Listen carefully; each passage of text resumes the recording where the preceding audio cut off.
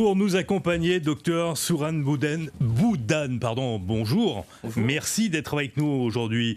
Donc, on va parler du diabète avec les derniers chiffres que vous nous emmenez.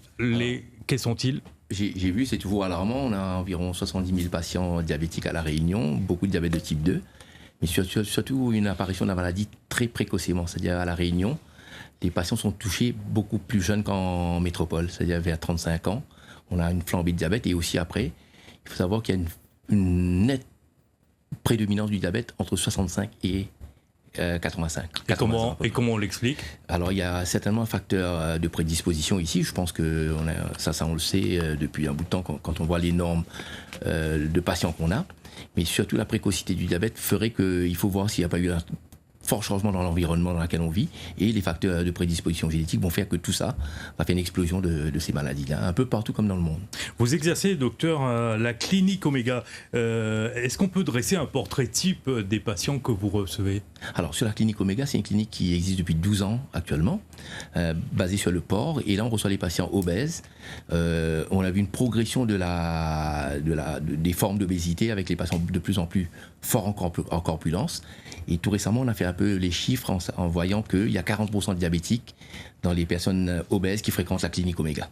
Ces deux maladies vont de façon concomitante.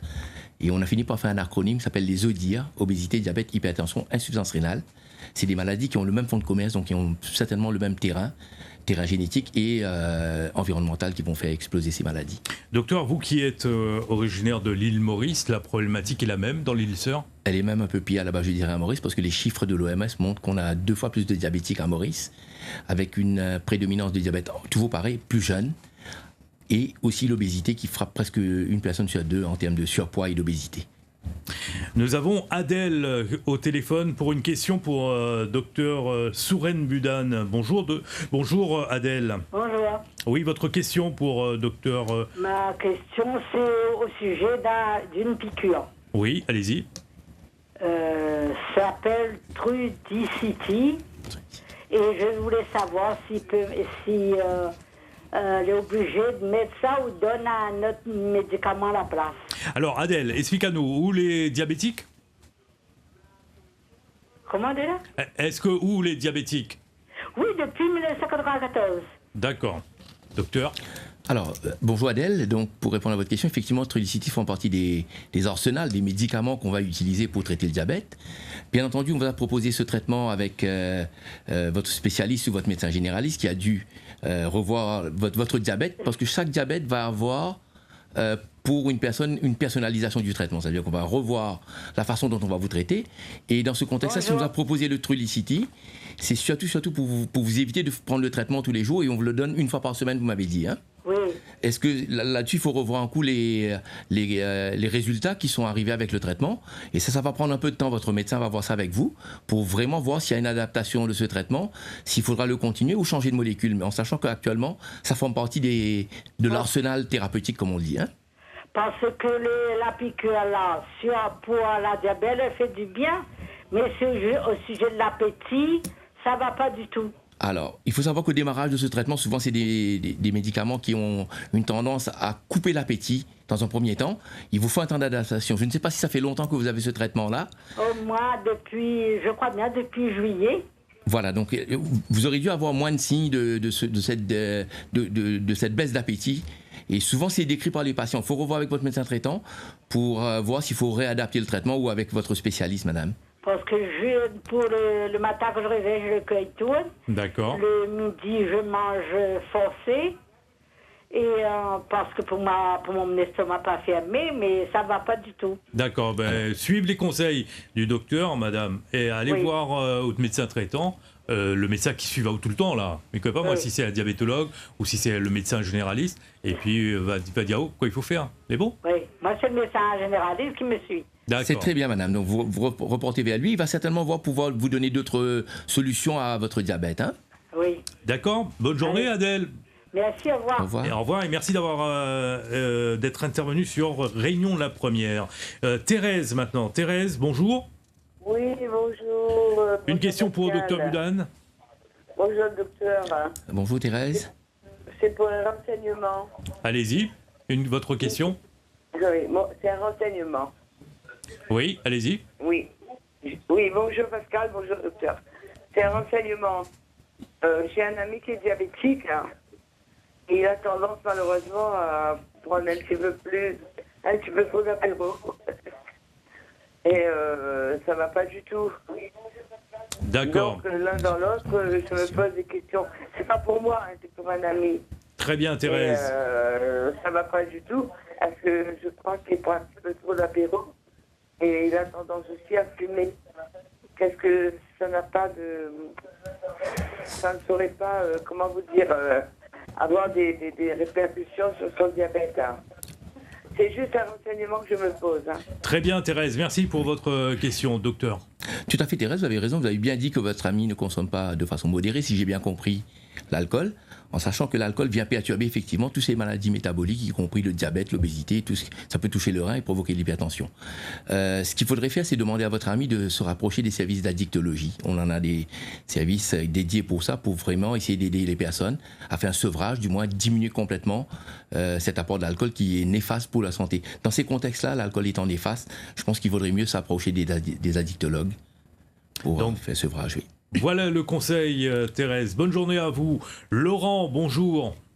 Bonjour docteur. Bonjour Laurent. La question que j'aurais, c'est sur ce terrain très favorisé, qui est l'île de la Réunion, quand on voit, vous parliez de l'alcool, qui doit comporter énormément d'agents tels que le sucre et autres choses qui je dirais, jouent un rôle important dans le diabète. Mais je dirais aussi sur le plan un petit peu, culturel, habituel, on se rend compte que face au collège, face au lycée, il y a des marchands de bonbons, des marchands de saleté, j'ai envie de dire en quelque sorte, puisque les jeunes consomment à toute heure de la journée et quand on les voit, ils grossissent, ils ont une mauvaise hygiène alimentaire. Et puis bien sûr, alors là, aujourd'hui, on peut dire l'explosion de ces enseignes de fast-food qu'on ne va plus citer, mais qui sont partout, et qui à toute heure de la journée inondent de graisse et de sucre. Est-ce qu'il n'y aurait pas un jour une possibilité, comme la loi E20, de revoir ces choses-là, puisque c'est vraiment néfaste sur la santé publique? Alors c'est juste pour vous rassurer qu'effectivement il y a eu des études qui ont été menées sur l'Union européenne, avec l'Angleterre en particulier, où vous avez montré effectivement quand il y avait une prédominance de fast-food, malgré que vous fassiez l'activité physique, malheureusement le taux d'obésité restait élevé et impliquant aussi l'apparition des maladies métaboliques telles le diabète. Là, je pense que ça va être surtout une décision sociétale. Hein. Nous, on est tous concernés par tout ça. Et effectivement, quand on parle de malbouffe, c'est du malbouffe en général, y compris le repas qu'on peut préparer à la maison, qui lui-même est déséquilibré. Si on mange un repas équilibré à l'extérieur et qu'on mange mal à la maison, les conséquences vont être quasiment les mêmes. L'idée, c'est vraiment éduquer les gens d'une telle façon qu'on puisse se comporter, nous, en face de tout ça, et de ne pas aller directement dans ces endroits où on appelle ça la malbouffe. Mais on ne peut pas empêcher les gens d'avoir un plaisir de manger un repas qui sort de l'ordinaire ou d'aller dans un fast-food de temps à autre. Ça, c'est pas interdit, mais il ne faut pas mettre d'interdit. Quand on met des interdits, on sait bien que les personnes vont vouloir les braver et aller vers ces choses interdites. L'idée, c'est vraiment d'aller de l'avant en faisant comprendre aux personnes l'enjeu, les risques, et aussi longtemps qu'ils sont conscients de ce qu'ils font, je pense que là, on a plus à gagner que de mettre des barrières, empêcher de traverser, quoi. Oui, c'est vrai. Je me disais, juste pour en finir, parce qu'il y aura du monde qui attend au standard, je me disais peut-être qu'il existerait un jour une formation, peut-être former les gens, la ménagère, les couples, les familles, à mieux nourrir, à revoir leur façon de cuisiner, ce qui peut-être engendrerait peut-être moins de soucis, peut-être. Alors là, je peux vous rassurer tout de suite. Effectivement, il y a des programmes de formation. Alors, il faut former les gens dans un premier temps pour qu'eux-mêmes puissent aller former d'autres personnes. Donc là, on appelle ça la formation des formateurs. Qui pourraient, dans le cadre des programmes localisés, de faire des ateliers de cuisine pratique, de faire goûter aux gens les repas diététiques. Mais pour nous, sur la clinique, on le fait déjà.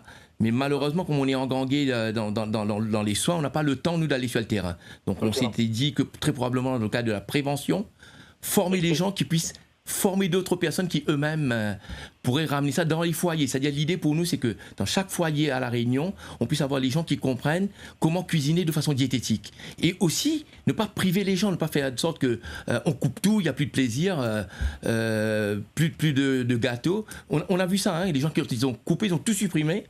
Après, ça crée des frustrations. L'idée, c'est pas ça. L'idée, c'est vraiment d'aller de l'avant, de former graduellement et de faire de sorte qu'il n'y a pas de frustration et que ce soit diététique. Merci beaucoup, Laurent, pour votre commentaire. Merci à vous, merci d'avoir pris la parole. J'ai envie de dire, écoutez, ça serait formidable formidable que sur le terrain, il y ait beaucoup plus de formation et d'aide à la population. Qui sait, peut-être que les maires qui se présentent bientôt auront cette idée dans leur campagne, comme ça s'appelle, de futurs maires. Et il y a eu un reportage hier soir sur Réunion la Première sur ce thème, donc la politique et le diabète. Et il y a beaucoup de candidats qui s'engagent dans le combat contre le diabète. Merci Laurent pour votre intervention. Docteur, on parlait de conseils en nutrition, mais alors quels sont-ils ? Alors, les conseils simples, c'est bien manger correctement, ça veut dire vraiment avoir un repas équilibré. Maintenant, la question qui se pose, c'est quoi un repas équilibré ? Ça, on la pose tous les jours. Et ça veut dire quoi bien manger ? Alors, moi je pense qu'il ne faut pas drastiquement changer notre façon de manger. À La Réunion, on a une façon de manger qui est basée sur le riz, grains, carie. Le but du jeu pour nous, c'est de maintenir la façon dont la population a l'habitude de se nourrir, mais de le rendre moins dangereux pour lui. C'est-à-dire que la façon dont on va ramener l'huile dans les repas, le sel, le sucre caché, le sucre ou même le gras caché dans d'autres produits, ça passera par l'éducation, par le fait de rendre les gens conscients de ce qu'il y a dans leur alimentation. Malheureusement, souvent, on voit les patients, chez nous, ils confondent les groupes d'aliments. Ils vont me dire, les pommes de terre, c'est un légume. Ça nous choque dans un premier temps. Il faut savoir qu'il y a des idées préconçues qui sont mal étiquetées, mal adaptées. Et on pourra faire tout ce qu'on veut si on ne part pas vers l'individu lui-même pour lui donner les armes, pour qu'il comprenne ce qu'il fait. On n'y échappera pas. Avec nous, Karine, bonjour. Oui, bonjour. Oui, merci d'avoir patienté votre question. Je vous en prie. Alors, je voulais poser la question à docteur, savoir comment m'expliquer qu'est-ce que c'est le diabète gestationnel. D'accord. Et aussi, quelles sont les causes pour le bébé et pour la maman. Merci beaucoup. Merci pour votre question, docteur. Alors, c'est Karina. Bonjour Karine. C'est une très belle question parce que souvent, ça surprend les femmes. Alors, le diabète gestationnel, ça veut dire ce que ça veut dire. Ça veut dire que ça apparaît pendant la grossesse. Et durant la grossesse, vous allez avoir des perturbations d'hormones qui vont faire que, malheureusement, sur le plan du métabolisme, sur le plan métabolique, vous risquez d'avoir des taux élevés de sucre. Alors, il faut savoir que dans le corps humain, quand vous lui ramenez trop de sucre dans un organe, il va grossir. Donc, ça risque de vous faire avoir un bébé qui va être beaucoup plus gros que les autres bébés et qui aura du mal à naître par voie basse, par voie naturelle. Ce qui peut causer des problèmes. Ça va causer aussi des désagréments dans le fonctionnement chez le bébé, parce qu'il risque de produire, à un moment, le bébé va produire de l'insuline. Et quand il va avoir trop de sucre, il va commencer à fabriquer de l'insuline, et ça risque de causer des problèmes sur le développement du bébé. Donc tout ça, c'est très important, en sachant que vous êtes pris en charge dans ces contextes-là par les gynécologues obstétriciens, qui sont très informés sur ce problématique, et il y a un dépistage systématique qui est fait à La Réunion concernant le diabète gestationnel. Donc moi, je voudrais appuyer sur un point ici aujourd'hui. Pour toutes les femmes qui ont déjà fait un diabète gestationnel, on appelle ça un état de prédiabète dans le futur. Ce qui sous-entend qu'une femme qui a déjà fait un diabète gestationnel serait susceptible de redévelopper un diabète dans les temps à venir. Donc on préconise actuellement que dans les 2 ans qui viennent, il va falloir absolument que les femmes qui ont déjà fait un diabète gestationnel, qui ont échappé au radar et qui n'ont pas été revues, qu'on fasse refaire le point sur le diabète pour voir s'ils ne sont pas en train de développer des prédiabètes ou développer un diabète ultérieurement. Et ça, c'est très important parce qu'on peut empêcher ces femmes-là de rentrer dans la maladie. Voilà, Karine, la réponse à votre question. Jean-Yves, bonjour. Oui, bonjour. Oui. Alors, j'ai 2 questions pour le docteur. Allez-y. Alors, je suis diabétique, mais de type 2, avec un suivi vraiment assez strict. Il y a 20 ans de ça, un premier médecin m'avait prescrit, au vu de certaines analyses, de l'insuline, avec tout le matériel que ça composait. Aujourd'hui, 20 ans après, je suis toujours sous comprimé. Alors, est-ce qu'il n'y a pas, dans certains cas, une dérive commerciale pour que le diabétique se sente un petit peu obligé de prendre un tas de médicaments? Ou alors, est-ce que le diagnostic n'a pas été vraiment réalisé en temps et en heure sous une bonne forme? Ça, c'est la première question. La deuxième question concernant les génériques. Depuis le janvier 2020, on nous impose du générique. Est-ce que c'est bon ou est-ce que c'est pas bon, pour aller rapidement? Non, moi je dirais que c'est pas bon et on nous prend peut-être pour des vaches à lait, entre guillemets. D'accord, on a compris. Le vrai médicament qui coûte 9,85, le générique coûte 9,65. D'accord. Avec une mutuelle qui est lourde à payer tous les mois, je pense qu'on nous impose, on nous prend là vraiment pour des vaches à lait, quoi. Très bien, Jean-Yves. Docteur? Alors, pour la première question, Jean-Yves, bonjour. Juste pour répondre à la première partie de votre question, en sachant que vous êtes effectivement, comme vous l'avez dit, diabétique de type 2, mais malheureusement, il arrive que des diabétiques de type 2 ont besoin d'insuline, ce qu'on appelle le diabète insulino-réquérant. Ce qui se passe souvent, c'est que dans le contexte dans lequel est apparu votre diabète, il aurait pu se passer qu'à un moment, le pancréas étant fatigué à force de sécréter de l'insuline, il a fallu lui donner un petit coup de pouce.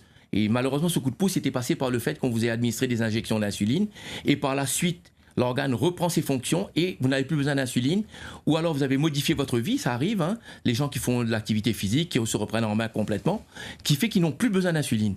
Et ça, je dirais, tant mieux.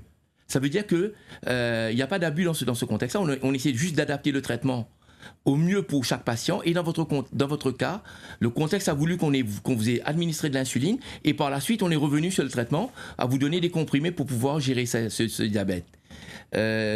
C'est des arsenals, comme je vous dis, chaque cas est individuel et c'est à revoir avec votre diabétologue endocrinologue et votre médecin traitant pour pouvoir ajuster tout ça. Sur la problématique générique? Générique. Alors, on a deux noms. Le générique qui est lui le médicament qui est identique, et ce qu'on appelle les biocompatibles, je pense que c'est les mêmes molécules.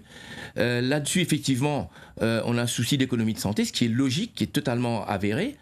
Si vous ne supportez pas le médicament, il faut que vous revoyiez votre médecin traitant et pouvoir dire pourquoi vous n'arriverez pas à prendre ce médicament-là. Et là, vous retournerez vers le molécule Princeps. Et là, il n'y a pas d'interdit là-dessus. Il faut vraiment essayer de voir comment on peut valider le traitement. Ce que vous aviez dit, effectivement, ça paraissait très minime, le différentiel sur le traitement. Mais à long terme, vu le volume de patients qu'on a, ça va faire des grosses sommes.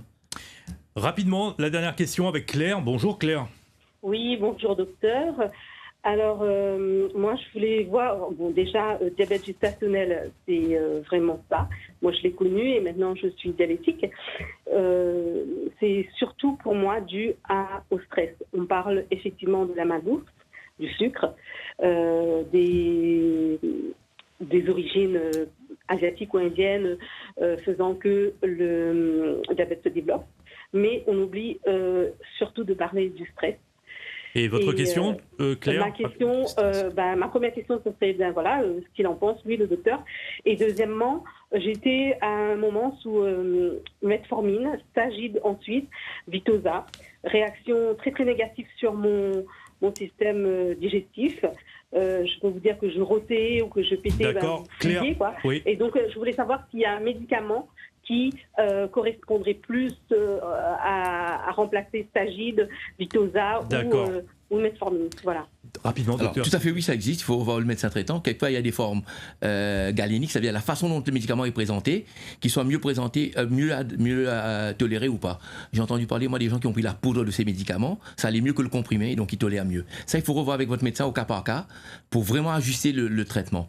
Par contre, ce que vous venez de me dire, madame, est très intéressant. Vous avez parlé de diabète gestationnel et aussi de fait d'avoir du diabète dans la famille. Il faut savoir que le diabète de type 2 est une maladie génétique. On a un fond génétique là-dessus qui vont faire que dans la famille, quand vous avez des diabétiques, vous avez intérêt à faire gaffe.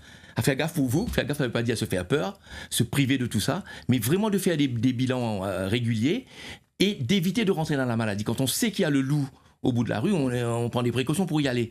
Là, l'idée, c'est vraiment de faire attention, comme il y en a dans votre famille, de vraiment faire des tests afin de dépister au plus vite la maladie. Merci beaucoup, docteur. On est pris par le temps. Merci, vous allez revenir parce que le diabète, c'est un sujet qui intéresse nos téléspectateurs. Merci beaucoup.